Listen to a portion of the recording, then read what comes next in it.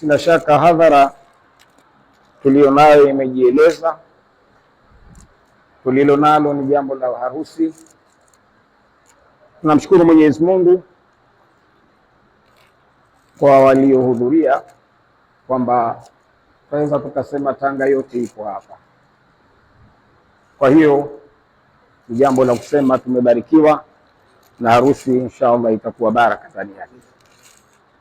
Mashehe wapo wengi, wapo wote katika hii Tanga, wapo wote. Tumshukuru Mwenyezi Mungu.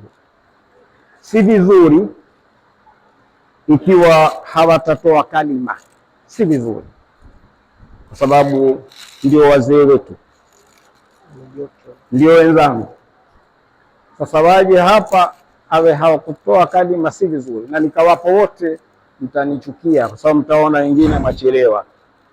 Sasa mimi kuna kitu kimoja napenda kukizungumzia.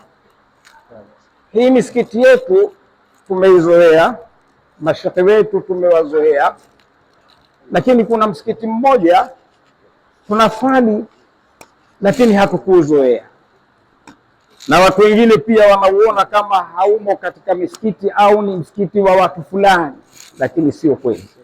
Wa anna almasajida lillah.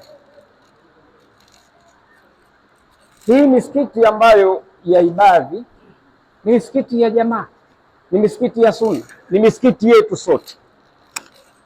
Kwa hiyo ningehtari mimi Sheikh Muhammad Saidi atoe kalima, kwa sababu yuko hapa na yeye ni mtu wa misikiti ya ibada. Sasa nikawapa kila Sheikh Ramadhani hapa, nimeshamzoea, tunaye siku zote, lakini yeye huyu aonekana kama mgeni. Jamani, yeye sote ni kitu kimoja.